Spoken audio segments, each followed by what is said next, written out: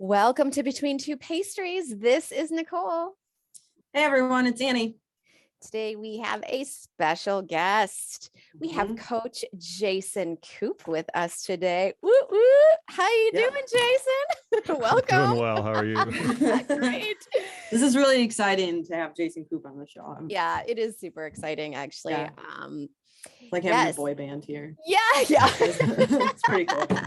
As a runner in the community, it's pretty awesome. So just to officially introduce Jason, Jason strives to basically bring the best out of all of the athletes that he works with. He uses a combination of science-based practice, intuition, forged through decades of experience. I get that. And relentless care for his athletes. We appreciate that as well. He has a podcast, books, articles, and all of them pay homage to this mission that he does have by providing athletes with the information and inspiration to reach their highest heights imaginable. Love it. Welcome, Jason. I'm happy to be here. Any other fun little insights about yourself or your background, or even like your own motivation to even do what you're doing? Well, I've been doing this for a long time. It's really the only job I've ever known in life outside of this prototypical, service industry-based jobs that I had in college.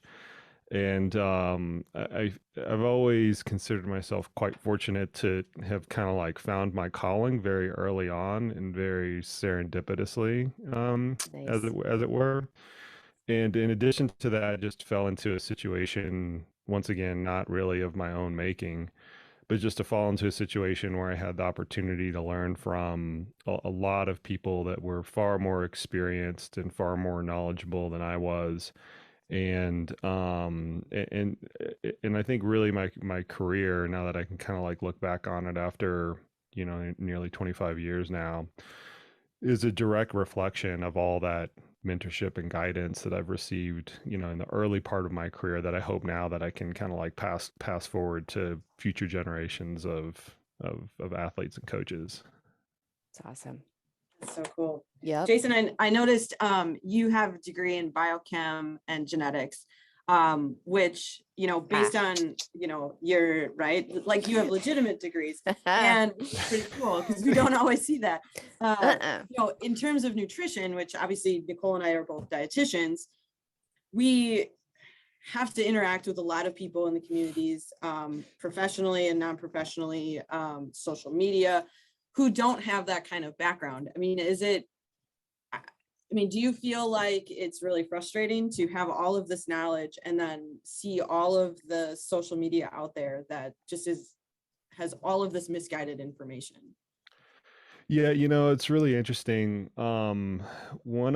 Social media has always been a blessing and a curse, or not always, but since the rise of it, it's been a blessing and a curse. When I first started coaching, the primary way that we received all of our scientific information was just through the physical journals. Yeah. And so these physical journals would Exactly. show up to our office, right? We had an office of, 50 some odd coaches that were Yep. all in the same building at the time.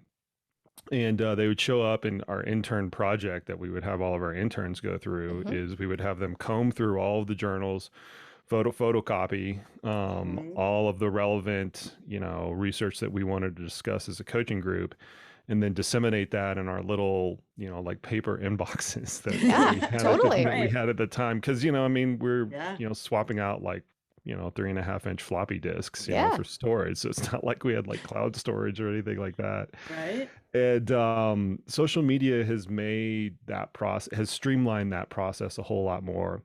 However, the filter that you have to apply to that it's incredibly difficult. And I feel bad for people kind of outside of the space without that knowledge base, because it's impossible for them to ascertain who really knows what they're talking about and who doesn't. It kind of makes it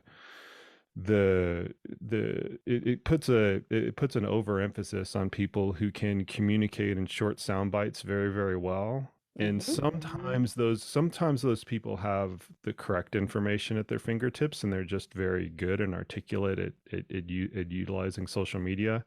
but those are rarities. More often Mhm. than not, the people, it's hard to develop a scientific skill set that is very intricate and nuanced alongside a skill set that rewards these very quick sound bites, and because of that filtering mechanism that you have to apply into the social media space, it's just very tricky for people to get a fix on. And then you get into the whole algorithmic, feeding side of it, which it just acts like a big flywheel against that.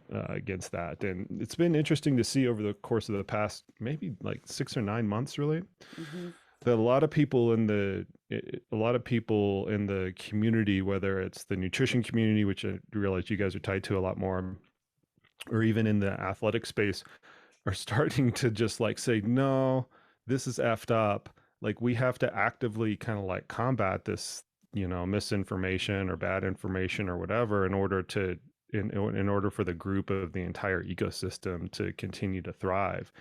And that's only been a recent phenomenon, but it's been a kind of a reaction of sorts to a lot of people. And I think you guys kind of share this opinion as well. They're kind of Mhm. like frustration in the space Yep.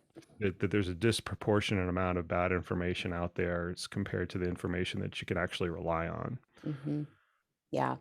Yeah. And I think that that's one of the things that we really, like about what you do too. We're all in line with that whole concept. And that was one of the things that really prompted Annie and I to even start doing what we're doing, is combating a lot of this misinformation and really helping those individuals who, like you said, don't have that particular background. Um, Abby Langer too, who's another RD who really, I don't know if you're familiar with her work too, but yeah. I So had Abby on my podcast. oh, that's So Oh, great. did you? Yeah, we have too. And yeah, but we're all kind of all on that same page. So it's very cool. Fun.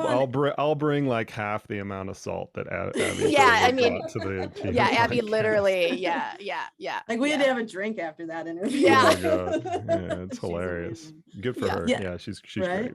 She is. She's incredible. And I can't imagine doing her job, right? Like because she analyzing all of the diets and doing all of the things, and really, I mean, she fights for Yeah. the nutrition community out there. Yeah. Just simply because, I mean, Nicole and I were talking beforehand, and Nicole has a client, if I can share, who felt like she had to go and do her own research after her consult. And it's just like, oh my God, there's so much confusion, or just so much, I don't know, lack of trust in which professionals are giving you accurate information. Yeah, It's so hard. here's an interesting anecdote that I'm sure you two can appreciate. So I live in Colorado Springs, Colorado. We're right next to the Olympic Training Center. Yeah. The Winter Olympics have just finished, and we had this kind of like condensed period, right, where the Summer and Winter Olympics were quite proximate to each other as compared to Yeah. their normal like 2 year offset. And I obviously have a number of colleagues over at the training center, and their nutrition professionals, of which they have a battery of, have honestly been quite frustrated as of late. And I was meeting with one of them the other day, and it was very clear that this individual had just kind of like just had a bad, not just day, but weaker month. Yeah. And so I asked this person what was going on, and I'm trying to make the pronouns. I'm trying to like not reveal the pronouns I know, because right? I don't want to like out Yeah. this person. Yeah, I So hear it's hard you. for me to Yeah. like get through it. So Yeah. anyway, what they were conveying to me Yeah. was they were spending a full 3 to 6 months for each individual or for each team that was coming through, Mhm. simply debunking stuff Oh, yeah. specifically from the Jeez. Joe Rogan podcast. Very, Oh very yeah, specifically. yeah. And Oh, this person's and my point with that is, this is going to be a tangent that we shouldn't go down too far. Right. Yeah. But my point with that is twofold. Is one, this is at the Olympic level. Mhm. So these are Yeah. people who are representing our country, and a lot of whom now have medals after the summer and the Winter Games Sure. have transpired. A lot of Yep. them have kind of like, had these fantastic performances. But in that profession, very specifically, in particular, from a high performance perspective, they shouldn't be spending 3 to 6 months unwinding bad practice in order to kind of get to par.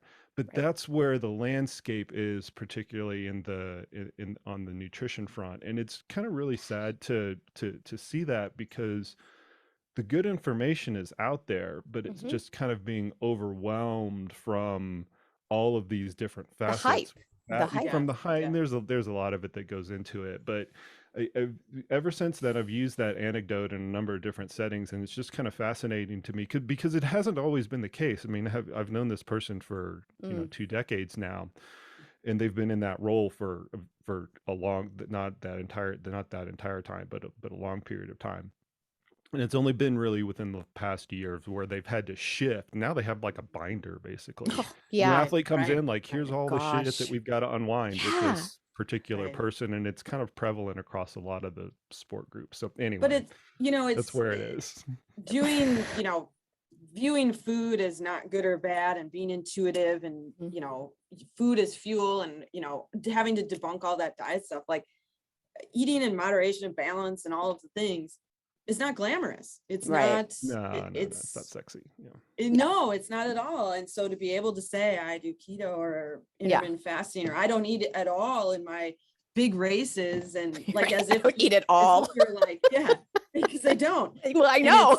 it's like you think you're Uh, superior to everyone Right. because you're doing that, and it's like you're really hurting yourself. Like peeing blood is not something to be proud of. Right. Yeah, yeah, Right. yeah. Right. Right. But yet we see that all the time, where it's like, hey, when you consume 300 grams of protein, here's what's going to happen. No, that's not true. It's just a bad day. And it's like, You know what? You all know what right. though is really interesting though. So in my world, which is the ultramarathon world, right?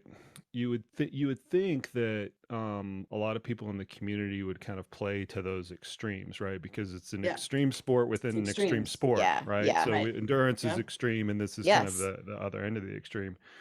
But interestingly enough, there's some really good research that has come out of the Western States Endurance Run, which is the Mhm. most it's one of the most competitive ultras on the Mhm. planet. But they also contribute heavily into the scientific community.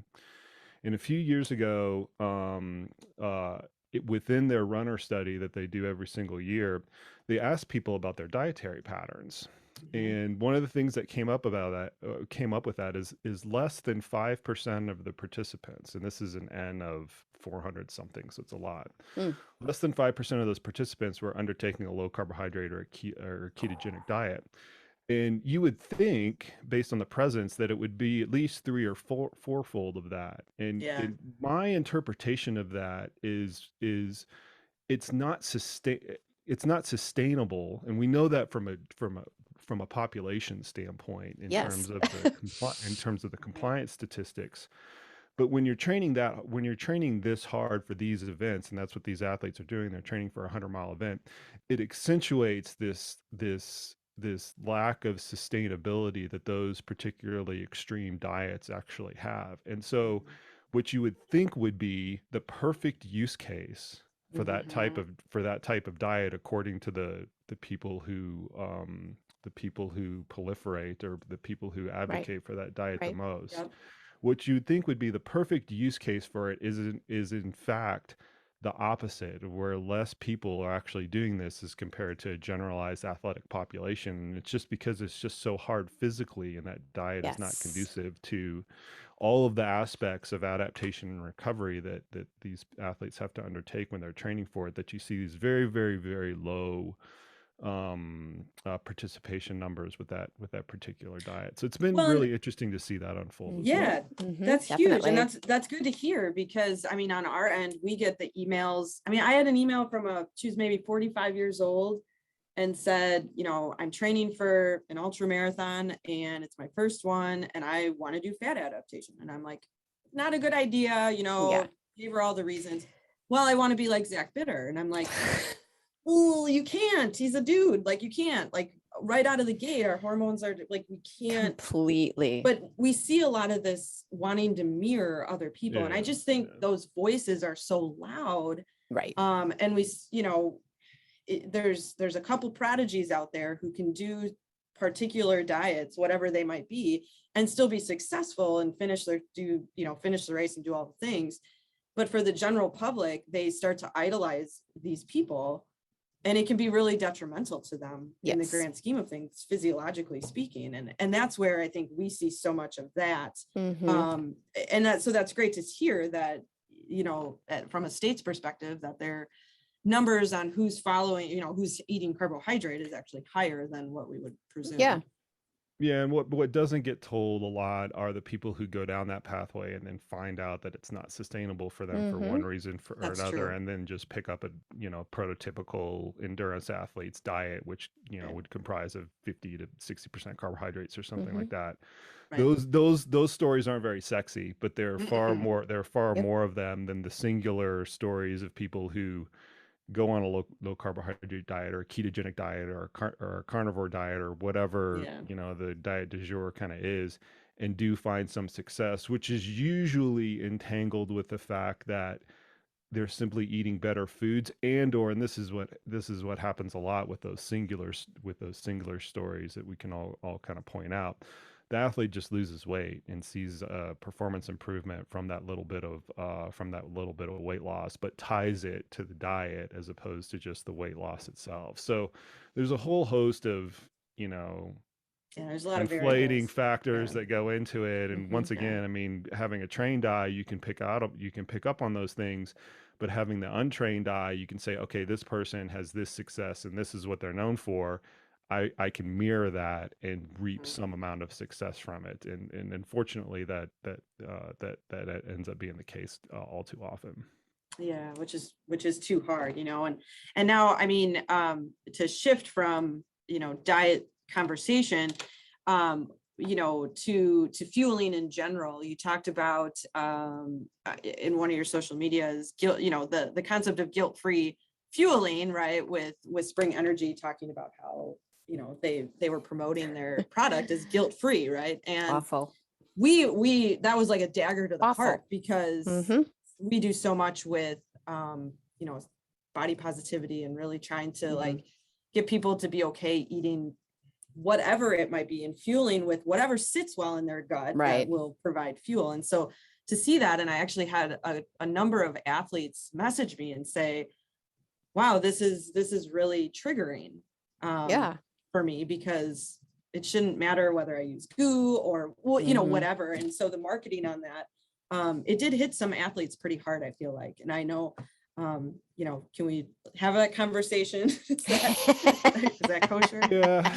Well, here's what people should keep in mind is they should always be able to separate marketing from what they are actually saying to the actual efficaciousness of the product. And particularly in nutrition, when companies are trying to market their products outside of the efficacious nature of their product or lack thereof, you have to automatically view that as a pretty big red flag. So in Mhm. this case, this company Spring Energy, who makes fine products, Mhm.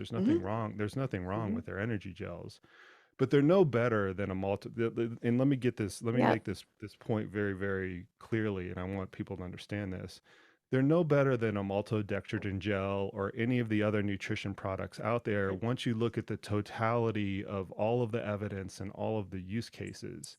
Mhm. And when you start to market things in terms of you should avoid these products because of fear or guilt or whatever, and you take the spotlight off of whatever competitive advantage your product might actually have, that should be a big red flag for everybody. And very unfortunately so in this nutrition space, you have a lot of products that essentially do the same thing. Yeah. And so they're caught in this, they have to sell stuff, they're Right. businesses, It's a and business. they're allowed to do that. And and they get caught in this cycle of always wanting to have the social media post with the most engagement Of and the most course. likes and the most shares, and the way that you create that is just with the most kind of Yeah. sensationalism. Marketing. Of Yeah. course. And that's going to be very short-sighted. We're going to look back 10 years from now, and there are going to be new players in the space, and there are going to be a lot of players that have just kind of shuttered their doors. And the ones that are the ones that are going to be still in the space are the ones that have taken the long view approach in terms of how to correctly market to people, how to build products, how to build their brand in terms of in terms of athletes actually consuming these products and enjoying them for what they're worth, and not over sensationalizing the claims of the gains. And we can go back. I've been doing this for long enough that we can go back 20 or 25 years and look at all the products that have overhyped what they have done, and they are Yep. all gone. And I Right. could come up with hundreds of examples of that. Just go back to Endurox R4, right? Oh, Yeah. sure. This is a Yeah. recovery Yeah. product True enough. that came out in the early 2000s. And I just Mhm. happen to have an inside line on this because one of my colleagues actually did her master's thesis on this 4-to-1 carbohydrate to protein ratio. Yeah. And her name's Kathy Zawatsky. She would not mind me mentioning this because she's been on the record and things like that. And she's a wonderful person, and I still have great interactions with her. But she came out with this research at the time at a John Ivy's lab at the University of Texas that showed that a beverage with a 4-to-1 carbohydrate to protein ratio was superior at replenishing glycogen as compared to a carbohydrate only beverage. But the flaw in her research was that it was not isocaloric. So the 4-to-1 carbohydrate and protein drink had simply more calories, and that was the thing that was driving the glycogen replenishment, not the 4-to-1 ratio. Yeah. But this Yep. company that built this company, Pacific Labs, who formulated Yep. a product called Endurox R4, simply latched on to this one piece of research that had this huge flaw in it and completely over sensationalized the results and the efficacious nature or lack thereof of this one product. And they dominated the landscape for a while. They had a good Cycling. 4 For to sure. 6 year run where they Yeah. had they had an RTD product and or a ready to drink product in Yep. 7-Eleven. And they just they took off like a big rocket ship. And now go try to find that product now. 20 years Right. later, go Right. try to find that Right. product. And there's a lot of things that I know that go into that whole company arc. But my point of that is whenever companies, particularly in the nutrition space, over sensationalize whatever their product does, Mhm. or they're using fear-based marketing, that is a one-trick pony that runs its show out in a very short amount of Right. time, and they're not going to be built for the long haul. And you look at the nutrition companies that have been around for a while. Mhm. Goo Energy Labs Goo, is yeah. the one that comes up Yeah. to my mind. They have consistently put out very vanilla marketing over almost to their Oh, yeah. That's detriment really over the course true. of Yeah. years, and they focused That's really true. on here's how athletes can use our products in an effective manner across the entire range of products. Here's what Yeah. they do and here's what they don't do. And yeah, we can nitpick on certain things like, okay, should you really have branched chain amino acids in your Right. gels and all Right. this other Right. kind Right. of stuff, Right. but it doesn't rise to the level of sensationalism that you see in a lot of these other Yeah, it's a other great nutrition point. companies. Absolutely. So let the story play out, I guess, is the take Yeah. home message for the athletes there. Yeah. Yeah, which is great because a lot of them that had reached out listened to the show, and so Mhm. many of them have whether it be an eating disorder history or struggles with that, and so they have been using Spring because of that natural, the language around it. So then to see that again, it was very triggering in the sense of like, well, I should really be doing this. So if a race doesn't offer Spring, then I need to make sure I can, and it just sent some people into a tailspin. And it was very nice to see a coach who, to be posting on that type of fear-based marketing that I just don't think people realize is happening Right. When it's happening. And so that was really nice because a lot of coaches in the industry, especially the ultra running, are going to push Spring Energy pretty hard, which is fine. Again, like you said, it's a good product. It's just a matter of, we have to hook people in a different way than with Right. beer. And that's what happens so much with nutrition and food in general. With most anything. Well, yeah. here's what you find though within the influencer community, of which I'm not a participating member of. Yeah. Yeah. Is they're all trying to earn their paychecks via Yeah. endorsements, Yeah. and they don't want to break a lot of eggs when these types of things come out, because brands will look at them and say, well, if this person's rocking the boat over here, we want to kind of take a a safe bet over there. Yeah. And far more people look at that type of marketing with this specific example and say, hey, that's fucked up, Yeah. than the ones that you actually see say anything about it. And it's because of this nature of their, they don't want to bite the hand that feeds them, even if it's a second or third or a fourth degree separation. And I mean, I made the conscientious decision several years ago to just alleviate myself from any sponsors or endorsements or anything like that, because I think that the counsel that I give to, at the end of the day, I'm a purveyor of advice, right? Do this, don't do that, eat this, don't eat that, like that kind of stuff.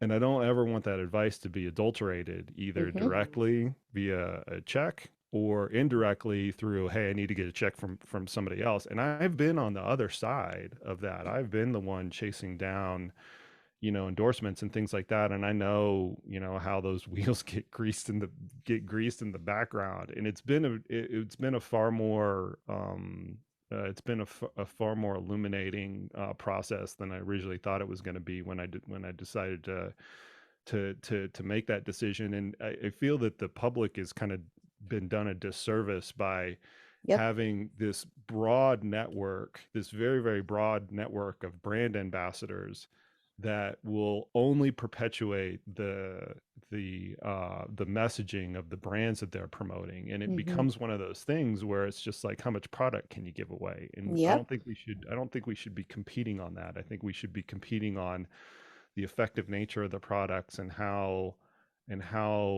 companies can communicate how athletes can use those products in kind of the field of battle, so to speak, and not just who can give the most shit away, because then it becomes just a venture capital game, right? Who can get the most venture capital money and give all that stuff away. And I don't think that's a healthy ecosystem, I guess, is what I'm trying to get to. No, not at all. No, and that's where you have people trying to always, especially as brand ambassadors, always trying to do more. If this person posts this, then I'm going to do this, and it's a level of competition that just shouldn't exist. Like you said, it's not a very healthy ecosystem. It's a race to the bottom, because everybody will be willing to do something for free, and then now you actually see people are paying to become the ambassadors, which is just kind of like totally turns it on its head. We have this issue, and I do think it's an issue in the outdoor and the trail and ultra running space, where the athletes are criminally underpaid. I mean, if you look at their contracts compared to what they should be earning based on the influence that they can give and based on what they actually do for their brands, with rare exceptions. I'm not going to throw everybody under the bus there. But if you look at the landscape of it, they are criminally underpaid. And the biggest perpetuator of that is that there's always going to be somebody else out there that does it for less. Sure. The brand Absolutely. ambassador landscape. That's our field. The brand ambassador landscape, they really encapsulate that to a T, where there's always going to be somebody out there that produces content for fewer gels or whatever, whenever the person's giving away than the person next to them. So.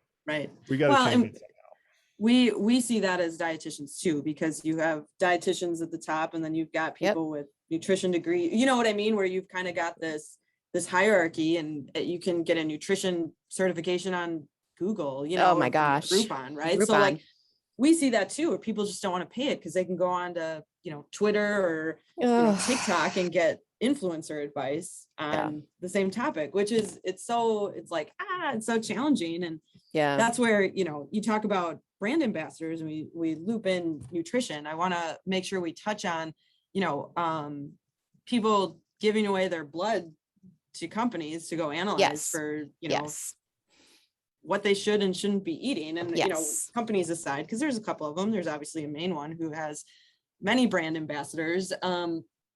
As someone with a degree in biochem and genetics, I mean, how do you feel about this, doing blood work to figure out what you should and shouldn't eat? Well, so as a little bit of a backstory, you already mentioned my proper degrees in Yes. biochemistry and genetics. It was actually during the time where they were mapping out the human genome, and so I have this influence based on my undergraduate degree, and I went to Texas A&M University, who was part of that. What was it, $10 billion project? Wow. It's huge. Yeah, and so at the time it was pitched to solve everything, right? The Human Yes. Genome Project was going to solve Yeah. cancer and Yes. every disease that we did not have a solution for. This was the key to unlocking that, and Right. it turns out that was well intended by the Sure. geneticists and the scientists at the time, but it has not fulfilled on that promise, not nearly to that extent that it was pitched, especially No. when I was an undergrad. And so having that background, now seeing that kind of come full circle to the direct to consumer model, where people can spit in a tube or give up some Yeah. blood and get a genetic and or a blood test, and it's you can get everything from your wine preferences to which actually there, I mean, if you're going to do it, you might as well do it for entertainment, right? Yes, Oh, yeah. absolutely. There's nothing Oh my wrong with that. gosh. There's nothing wrong with knowing where your freaking family comes from and stuff Yeah, like of that. course. Absolutely. Yeah, But if we naturally. bring it into the sports and in performance world, the use case is so very limited. And this is one of those classic examples of taking a very narrow mechanism Yes. or a very narrow physiological phenomenon and over extrapolating the value of it. Yep. And we've seen this play out time and time again, where people jump on the mTOR bandwagon or the CPMK bandwagon or something, very, very, very narrow. And I still have in my bookshelf over my right-hand shoulder here this huge biochemistry map of all of the biochemistry pathways that I used when I was an undergraduate. And, I got it all marked up and, things like that. And I keep it on my bookshelf as a reminder that the human body is incredibly complex. And whenever you see something pitched, whether it's a genetic test or a biochemical pathway, as being something that is the key to everything, you just have to dismiss that. And to your point that that there are people out there that are just there. Some of them are honestly trying to get educated by by via Twitter and via Instagram and TikTok, but other people are intentionally trying to manipulate it in order to make a buck. Sure. Right. The easiest way to do that is to present something that is incredibly specific as all encompassing. And you see that with blood tests and genetic tests in particular, where it is so incredibly complex. And I'm laughing because my diploma is right over here on the wall, and I'm just remembering how many days I spent in my how much work it was. I was not a very good student, just as an effort of full disclosure, if somebody ever pulls up my grades or whatever. But I mean, I remember like just banging my head against my desk for many days as an undergraduate, trying to figure out these things. And for people to kind of oversimplify it, I just kind of get a chuckle, because I had to live through the complexity of it. Right. And so yeah, you're absolutely right that when we're using these things, even simple, even just not simple, but even things that are becoming more and more common, like blood biomarkers, from an athlete's perspective, if you're doing something like that and just saying, well, you just got to eat more fish, right? You're just taking, one blood biomarker and, well, you got to eat more fish, or, less omega-3 or more of this or less of that. You're completely ignoring the underlying complexities and things. And that's no better illustrated simply by the fact that the reference ranges are created across everybody, across a huge population of people. And we know that athletes don't necessarily fit into those reference ranges. Correct. And so if you just look at that on the face, saying we're going to design a system based on the reference ranges to give athletes advice from one thing or the other, you simply are not fundamentally applying the correct tool to the job at hand. Right. And it's, you know, without going into inside trackers marketing or anything like that too much, that in on its face, on it, well, the whole NRH thing is just total, Yeah. you know, cockamamie nonsense. Yeah. But fundamentally, I think most people can understand this. If they understand that the basis of the information that you are getting is based off of a population group that is not in any way specific to you, all of the information that is then extrapolated from that system kind of becomes null and void.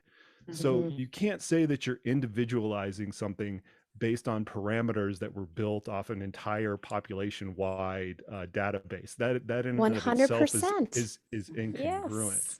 So I think most people intuitively, if they can understand that, and you don't have to have a degree to understand that, you don't have Right. to have any sort of advanced Yeah. training to understand that. If you can understand that fundamental discrepancy, that I think can unlock some, okay, well, instead of using the information like this, I'm going to use it like Right. that. Sure. So Right. I think that that's Right. the biggest thing, is we've just got to boil these things down to kind of their origin stories almost. Mhm. Mhm. I don't think people have the capacity to be able to do that. And again, I'm speaking generally. I mean, some people do and some people don't, simply because there's so many people in the athletic and non-athletic world who are trying to reach for something, to look a certain Mhm. way, to run a certain way, or whatever their sport might be. And it's almost a level of desperation. It's another diet, in a sense, based on some of the information you get back. You know, Right. well, you don't metabolize gluten very well. Yeah. And so now all of a sudden you have people eliminating gluten, and it's like, but wait, you don't, like, Yeah. this might not be the right thing to do. I mean, we're basing Mhm. this on different information than actual information, not a Mhm. colonoscopy. So it's hard, because it's Or a like biopsy for that or matter. a I mean, right. you know, let's really be real. Right. So it's hard, because I think there, you know, for someone who can look at anything and break it down and say, okay, yeah, this is this information and this is how I can use it, that would be how we would want people to react to this stuff. But I think what Yeah. people are doing is they're holding on to it, and this is how I'm Absolutely. going to be, this is how I'm getting that sponsorship, and this is how I'm going to run faster, or break Yeah. 20 hours in the 100-miler, and, you know, all Yeah. of whatever weird goals they concoct in their brain. And that's where it becomes so detrimental to them. And but there's no, like, breaking that barrier in front of them. Yeah. And that's the hard part, I think. Yeah, like I said, I hope that my hope for it is that the pendulum starts to swing on the other side, because I have, you know, I mean, I've lived through these cycles of things ebbing and flowing enough time to realize that they go through cycles. And Mhm. sometimes you just have to wait, you know, sometimes Yeah. you just Yeah. have to wait for normalcy to kind of return, and then it returns for a little bit and you can enjoy things for a while. And then Yeah. Right, Yeah. then something else comes around. I was talking with one of my colleagues the other day about this whole low carbohydrate phenomenon. This is the fourth cycle in Oh, my sure. Sure. coaching career. Yeah. In my Sure. coaching career, it started in Yeah. triathlon way back in the Dave Scott Yep. Dave Scott Tinley era. Mhm. It got perpetuated again kind of in the kind of late 2000s, and then Mhm. you know, here we are, you know, in 2022, it's kind of come back. And you know, if you don't have that multi-decade perspective on how these things do ebb and flow, it is very easy to get caught up in whatever the intervention du jour is. I understand that we as humans have an incredible predisposition towards a recency bias, meaning whatever's in front Right. of us, Sure.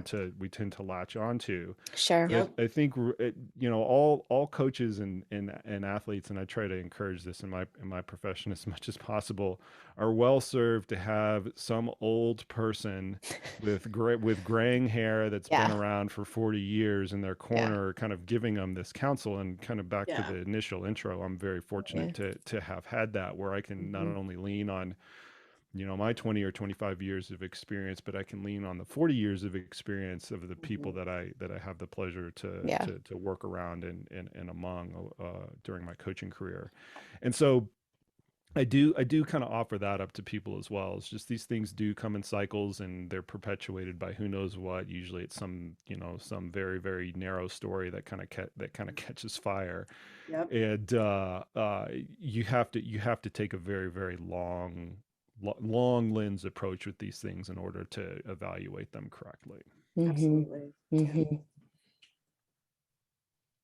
No, I think you're absolutely right about that. It's hard for people, I think, certainly the general public. But again, if you are in the evidence-based world, you see that, Mhm. trend through history of, low fat, high fat, low carb, all of it. You see all Well, of it. it's in high performance sport. There's a little bit of a juxtaposition that we have to have, right? Because we have to be on the cutting edge. And when you're once again, my colleagues over at the Olympic Training Center have this problem all the time, where there's a new device, a new intervention, a new whatever that kind of comes out on the market, and they can't wait for the evidence to come around Yeah. because it's not going to come around. It's not going to come around quickly enough. Right. Right. Right. And so that's where the evaluation gets very, very tricky. When Mhm. you're advising the very, very best of the best within the top 1% of the athletic population in the world, should I use my Theragun or not? Right? I mean, it's Mhm. just Right. and it's Right. stuff like that, and they have to combine what we know about the research on that specific intervention, the related research around interventions that are like that, as well as some mechanistic speculation. They have to rely on that to kind of create that counsel. However, those situations are not applicable to the rest of the population. Mhm. Right. And Right. they're making those recommendations with a team of people with a whole shit ton of experience. Yeah. All the Right. gray-haired people that I kind of mentioned earlier and coaches like myself are all coming together and saying, yep, we're going to, Mhm. do the blue intervention and not the red intervention, or kind of Yeah. whatever it Mhm. is. That type of evaluation is completely inappropriate and totally overkill for everybody else that is just out there trying to qualify for the Boston Marathon or complete Right. their first Sure. triathlon or complete a 100 mile or whatever. But yet we use this high sport Olympic model, and we do try to kind of like translate it down, when the reality is those things, they just kind of they just don't matter all that much. Yes. And it's, if you kind of really go back to it, if I could, minute for minute, once again, I'm a coach, so I'm going to kind of get back in my wheelhouse a Yeah. little bit. Minute for minute, if you can spend more time doing your activity, that's going to make the most difference as opposed to any other intervention out there, at least tenfold. So if I have Mhm. a minute of time, and I'm coaching somebody who's going to do an ultra marathon, I want them to spend that minute of time running. Mm. Mhm. And that's it. I don't go to the doctor and take a blood test. Don't Right. sit in Yeah. your Yeah. Normatec. Don't Right. sit in Right. your Normatec boots. Don't, do this. Don't do that. Yes. Spend that extra time running. And when we look at, how to kind of like optimize training and life, it's really just around optimizing how much time you can spend doing the particular activity, with rare exceptions. And the rare exceptions are the extreme elite athletes, the people who are really time crunched, and Mhm. Yeah. probably Right. it's a very narrow cohort of people, I guess is kind of what I'm saying. Sure. Yeah. And so it's jumping on these different intervention bandwagons, and I'm combining interventions into nutrition, training, and Mhm. Mhm. recovery, and kind of everything, can be appropriate for the most elite of the elite athletes because they can't wait for the evidence. But even Sure. then, Yeah. Right. you would be shocked Yeah. at the percentage of even those athletes who it doesn't even matter. They just need to train smarter and train more. Like Mhm. Right. even with Yeah. those athletes. So it becomes one of these things where it's like you end up chasing around on things that at the end of the day probably make very, very little difference. And the things that are going to make Yeah. the most difference are just Yeah. smart, reasonable training and Mhm. reasonable amount of rest. Right. Well, Right. and I guess that kind of goes into kind of wrapping things up too, and even what would be what would be a great piece of advice that you would want to give everybody, and you kind of just did. Yeah. But is there anything else that you can think of that you want to leave people with? Well, once again, I come from kind of the ultra marathon world, and it's a cool sport because I think it's accessible to all. It gets you out in nature. It Mhm. can provide so many more benefits than just getting your belt buckles and things like that. And the when I take on new athletes, there's normally not a whole lot of magic. And I try to prep them for that I'm not going to, upturn the apple cart and, change absolutely everything in your training. I look at very, very small things that are going to make the biggest difference. And so when people are trying to introduce either changes in lifestyle just to become a healthier person, or they're trying to perform at the highest level, the biggest thing that is going to drive that is just very simple consistency and compliance. In the Mhm. nutrition world, you can see that ad nauseum with all Yep. the, Yes. with all the epidemiological studies that they've done Right. over many, many years. It doesn't kind of matter what diet you're on. It just matters the Mhm. compliance that you're on. Right. In the athletic world, we see a parallel with that. You have to use a 4-year lens with that, though. It's not a 4-week lens or 4-month lens. It really Right. is a 4-year lens that you have Yes. that if you just take an athlete and the more days they can spend running, the more miles that they can run, excuse me, that's going to explain 95% of their performance right then and there. And this is coming from somebody who, I've kind of made a living off of creating the correct architecture and the right workouts and the right periodization structure and things like that. That only matters after you've had this like base level of compliance. Right. And in fact, I tell this to our younger coaches all the time when they when they get a new athlete. It's like, you can't take shit for credit until you've been coaching them for 4 years, Yeah. because just don't screw it up and they're going to improve. Yes, if Mhm. you do Right. the perfect things, they might improve like 11% versus Sure. 10%, right? Mhm. That would be, great. Can you actually ascertain that, and Right. outside of a lot of like lab tests and things like that, which are impractical for most? Nah, probably not.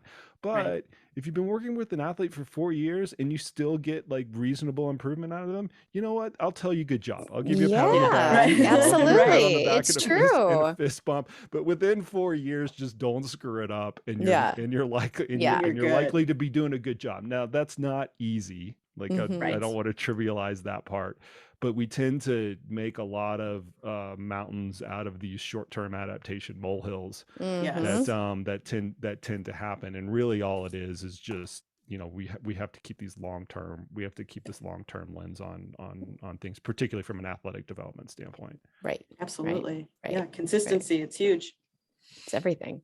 Yeah. Right. Right. In Well, food and sport. you guys see it more than we probably see it in Mhm. the athletic space, where Yes. diet compliance and things like that tend to drive most changes more Oh, than yeah. Yes. Yes. Huge. Yeah. Yeah. And one of the final questions we always ask is what your favorite food is. I don't have one favorite food because I like all kinds of food. So when I'm in Europe, it's always pizza. I just got back from the Oh, Canary Islands, cool. so I was yes. reminded of that. In Europe, it's always pizza. When I'm here at home, though, my favorite thing to make is a ribeye steak with Brussels sprouts and sweet potato fries. Sweet. I Oh, love yeah. it. I love And it. Awesome. it's because it's simple. All I have to do is turn the oven on. It's Yeah. at one temperature.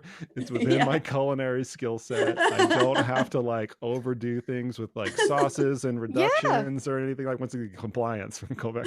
Yes. I don't Yes. have to overcomplicate it, and I I love just it. yeah, it's definitely a That's staple for me, awesome. at least That's once really, a really week. great. Yeah. That sounds delicious.